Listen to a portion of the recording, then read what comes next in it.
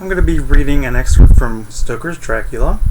This is just after Lucy Westenra's death from being bitten by Dracula. Van Helsing has tried to save her, but failed. He has given his blood to her, so has John Seward, so has her fiance Arthur Holmwood, and Quincy Morris, but she still died, and just after her funeral, Van Helsing starts crying and weeping, and then all of a sudden he starts laughing. And Seward, who's the only one with him at the time, is amazed by this.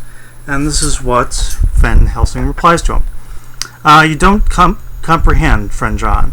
Do not think that I am not sad, though I laugh. See, I have cried even when the laugh did choke me. But no more think that I am all sorry when I cry. For the laugh he come just the same. Keep it always with you, that laughter who knock at your door and say, "May I come in?" is not true laughter. No, he is a king, and he come when and how he like. He has no person, he choose no time of suitability. He say, "I am here. Behold an example. I grieve my heart out for that so sweet young girl. I give my blood for her, though I am old and worn. I give my time, my skill, my sleep. I let my other suffers want, that so she may have all. And yet I can laugh at her very grave, laugh when the clay from the spade of the sexton drop upon her coffin and say, thud, thud, to my heart, till it send back the blood from my cheek. My heart bleed for that poor boy, that dear boy. So of the age of mine own boy, had I been so blessed that he live, and with his hair and eyes the same. There you know now why I love him so. And yet when he say things that touch my husband heart to the quick, and make my father heart yearn to him as to no other man. Not even you, friend John, for we are more level in experiences than father and son. Yet even at such moments, King Laugh he come to me, and shout and bellow in my ear, here I am, till the blood come dance back and bring some of the sunshine that he carry with him to my cheek. Oh, friend John, it is a strange world, a sad world, a world full of miseries and woes and troubles, and yet when King Laugh come, he make them all dance to the tune he play.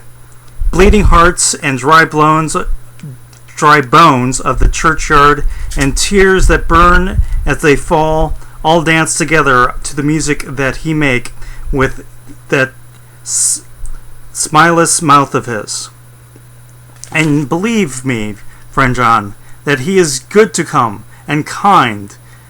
We men and women are like ropes drawn tight with strain that pull us different ways. Then tears come, and like the rain on the ropes, they brace us up, until perhaps the strain become too great and we break.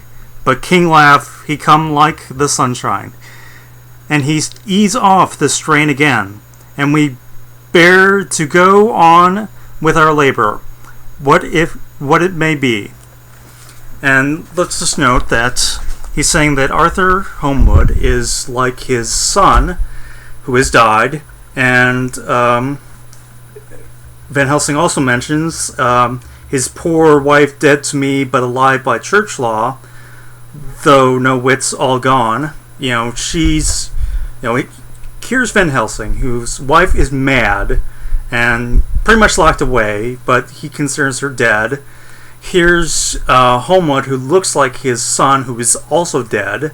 And, Van Helsing certainly becomes enamored with, or, in love with Lucy. He feels for Arthur. He gave everything to try and save Lucy. He didn't know everything, but he still did everything he could, but he still failed. And he's almost at the breaking point, but then comes, King Laugh, as it were. And I think this is probably the most important part about Van Helsing's character. We've had many actors play the role. Edward Van Sloan for the Lugosi version, good old Pierre Cushing, Anthony Hopkins, and so on. And they've done very well, and have given great performances. But as always, of course, the book and the movie are two different things. And let's face it, the movies are usually kind of slight adaptations of the play rather than the original book. So, while we get some good Van Helsings and some bad ones, certain movie. Anyways, but he's presented usually in movies as a teacher, and someone who fights evil, and that's not wrong, but a lot of interpretations miss this extra part, that he's someone struggling with his own sorrows and pains, but he still perseveres on. And I think that's the essence of the book. We have characters that are pushed almost to the edge, but they're able to come back. Jonathan Harker, who's stuck in the castle and is despairing for his own life, that he's not going to come out of this. Even Renfield, who's completely over the edge, is able to come back. And I think that's the main importance of the book and of Van Helsing, which is unfortunately missed in various movies. Anyways, that's all for now.